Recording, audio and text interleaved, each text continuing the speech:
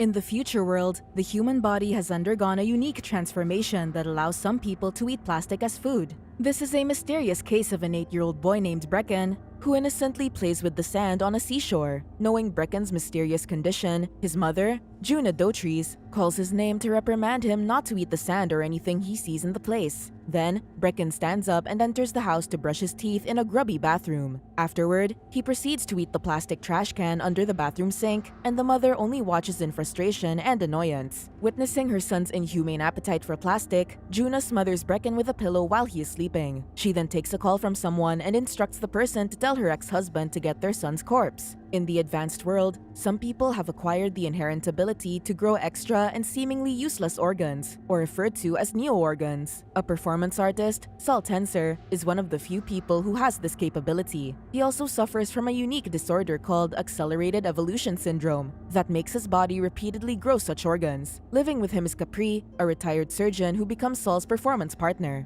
Aside from Saul's physical ailments, the man also suffers from severe digestive and respiratory issues that prompt him to use high-technology devices from the Lifeform wear. Saul sleeps in the orchid bed, which detects any changes, abnormalities, or discomfort in his body. He also uses the break-faster chair to assist him in easily swallowing, chewing, and digesting his food. One day, the two decide to visit the National Organ Registry, a newly formed and soon-to-be-launched government agency that officially tracks the different cases of developing human organs. Whippet and Timlin, the bureaucrats in the office, welcome the two of them. After engaging in a somewhat philosophical conversation, Whippet and Timlin proceed to check Saul's new organ. Capri records the entire process using a Ring camcorder, and the two seem to enjoy what they are seeing. Whippet calls it gorgeous and says it may be a sensual example of the registration tattooist's art. To answer Capri's curious inquiry about the registration tattoo, Whippet explains that the National Organ Registry enacts a new policy of tattooing novel organs or new organs whose function is unknown. It is a way of keeping track of them, just like how they keep account of Saul's neo-organs. After Whippet finishes his explanation, Timlin sternly tells Capri that taking videos in the unit is unlawful, especially since the department is still considered non-existent to many. As soon as they return home, Capri tells Saul that she does not trust the people from the registry. She also adds that Timlin looks creepy. However, when Saul says he finds Timlin pretty, Capri changes the topic by interjecting that the Lifeform wear technicians have arrived. While technicians Router and Burst are fixing Saul's orchid bed, Burst also talks about tuning Saul's break-faster chair according to his body's recent condition. Moments later, Burst uncovers that Saul is also in possession of a Sark unit, one of the best autopsy modules that Lifeform wear has ever made. The technicians did not miss the perfect moment to finally see the prized autopsy device and learn that Saul and Capri are still using it in their art performances. In this time period, most people have also forgotten the feeling of physical pain, and they happen to take pleasure in watching disturbing body mutilation acts, an art performance where Saul and Capri thrive. The duo is known for the Tensor Extraction Act, a performance where Capri performs an autopsy on the man using the Sark unit to extract his new organ she's tattooed. After Saul and Capri's performance, Burst and Router talk about how breathtaking Saul looks while Capri is digging his digestive system. Suddenly, the man in front of them chokes to death after eating a candy-like bar from a stranger, but the people around seem to not care. The next day, Detective Cope, an officer from the new Vice unit, summons Whippet and Timlin. The detective is curious about Saul's ability to grow new organs. The two bureaucrats, who seem to develop an admiration for Saul, keep on defending him and his art. For them, what Saul does helps increase awareness of the significance of new organ spontaneous growth, which many people are dealing with in secret. Then, they show Detective Cope Saul's portfolio of new organs which he has developed and removed. In an unknown location, Saul is secretly watching a performance of his rival artist when Adrienne Burso, Clinic's biomorphology coordinator, approaches him. She asks if he knows a certain Dr. Nassatir who specializes in inner beauty. Saul is clueless about anything she says and grows even more surprised when the lady tells him to pay the doctor a visit, since she has already booked him a consultation. While walking down the alley that night, a strange man named Lang suddenly approaches Saul. The man asks Saul to perform a live autopsy on his son's corpse, saying he can guarantee a few surprises. Then, upon getting home, Saul informs Capri that he met a guy who had an idea for their show. One night, Saul meets Detective Cope in an abandoned junkyard where the detective mentions seeing his portfolio. He confesses to Detective Cope that his art thing actually shows how he dislikes what is happening with his body, thus cutting it up. Without Capri's knowledge, Saul agrees to work undercover for the detective under the new Vice unit as an informant on the underground group members with unique evolutions in their bodies that may destabilize the government. He also discloses that he will visit Dr. Nassatir and then then asks Detective Cope if he knows a certain Juna Dotrice, a mother who ended the life of her own son, saying he needs to talk to her. Later on, Saul comes into Dr. Nasatir's house, where he learns about the inner beauty pageant. The doctor also convinces Saul to install a rip lock or a zipper lock opening on his stomach that will give him maximum access to his inner organs. Dr. Nasatir also talks to Saul about registering for the inner beauty pageant. When Saul meets with Capri, he shows her the rip lock and updates her that he's become a contender for the inner beauty pageant, entering into the category of best original organ. The next day, Saul goes to prison to talk to Juna about her son. Juna continues to call Brecken a monster and a creature that her ex-husband created to torment her. She recalls that Brecken only ate plastic and synthetic food, pushing her to kill him without remorse. She also states that her son's body is still with her ex-husband Lang and that she doesn't care what he does with it. Saul has started to connect that Juna's ex-husband is the same man who has approached him to do a public autopsy on his son's corpse. Meanwhile, Capri attends Odile's art performance alone. After the show, Capri approaches Odile to compliment how peaceful she looked while the surgery was ongoing and how watching her gave Capri the desire to cut her face open. When Capri comes home after mingling with Odile's troupe, Saul finds her face with fresh cuts. Odile's show seems to stir something inside Capri as she becomes more vocal about how she wants to take over for the Brecken show. Despite Saul's argument that it already has a structure, she persists that she will perform it her way and give it more meaning. The following day, Saul once again visits the National Organ Registry to dig for more information about the plastic-eating anomaly. Whippet accommodates Saul and asks if he can bring him to their safe room. When the two arrive in an abandoned room, Whippet discloses that he is the registrar for the pageant and expresses delight to have Saul in the show. He believes Saul has a high chance of winning his category. In fact, even the best in show category. Realizing what Whippet wants to happen, Saul plans to withdraw from the competition. However, Whippet begs for Saul to stay as the competition might fall apart without him. On the way out, Saul bumps into Timlin, and the latter brings him back to her office. Saul soon asks if Timlin has ever encountered a system of neo-organ which could dissolve synthetics or plastics. Without further knowledge on the matter, she responds that she only knows of single-organ growths like Saul's. But she tries to please Saul by explaining the possibility of the evolution of systems, extending to the different areas of human physiology, and finally blurts out her great interest in being part of his show. The two fall silent for a moment, but the growing tension between them leads to them sharing a kiss. Later that night, Capri and Saul meet with Lang in his apartment to discuss their show. Lang then asks them to see Brecken's corpse, but this only makes Capri emotional. She starts to doubt pushing the performance, but Saul asks why Lang wants to do it. Lang answers that he wants to make a public statement. Soon after, Saul secretly meets with Detective Cope to ask if he should continue the Brecken show. Detective Cope encourages Saul that doing the show would lead him to successfully infiltrate Lang's den and collect information about his plastic-eating comrades. It will help the government stop them from making more synthetic purple candy bars called synth bars, which kill normal people. An odd incident happens the next morning when the two technicians from Lifeformware knock on Dr. Nasatir's door, even when he did not call for them. They insist that the change of data in his Breakfaster chair indicates that he needs them, so the doctor lets them in. Then, the two leave the house immediately after killing Dr. Nasatir, who seems to be involved with a group that revolts against the government. Later that day, Saul and Capri finally meet with Lang and one of his comrades, seeing the materials they use to make synth bars. They show them the unique scar they got after their surgery, which allows them to digest plastic and synthetic materials as food. According to Lang, the very cause of such movement is to cope with the advances of the future and eat up the waste humans leave in the world. When Brecken grew up to be the first human to have naturally inherited the genes produced by the surgery, Lang became hopeful. Now that he is dead, Lang wants to present his son to the world and show everyone that the future of humanity existed and was good. The Brecken show finally pushes through. The crowd flocks into the basement to see the performance, including Whippet, Timlin, Burst, and Router. Lang watches with eagerness as Saul performs the autopsy, while Capri explains everything. Eventually, Brecken's body is cut open, only to reveal that the young boy's organs are all tattooed in the same way that the government's National Organ Registry operates. The tattoo on Brecken's organs could only mean that someone has already manipulated it before the performance. With utter frustration, Lang goes outside and breaks down, realizing that he is being watched by the government the entire time. He weeps alone,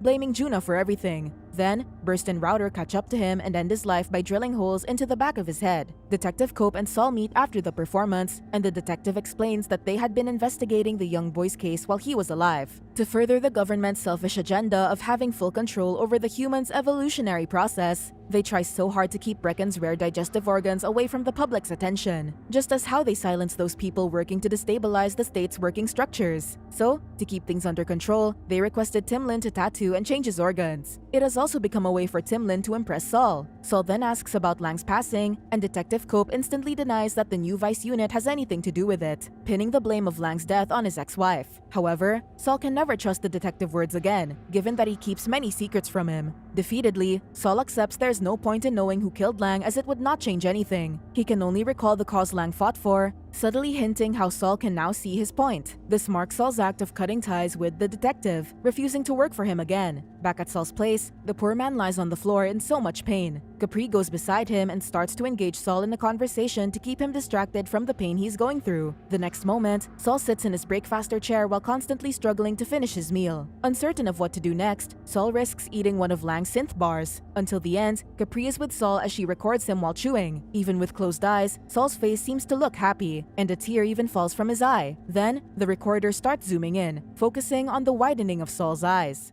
Subscribe to watch more videos like this. Turn on notifications.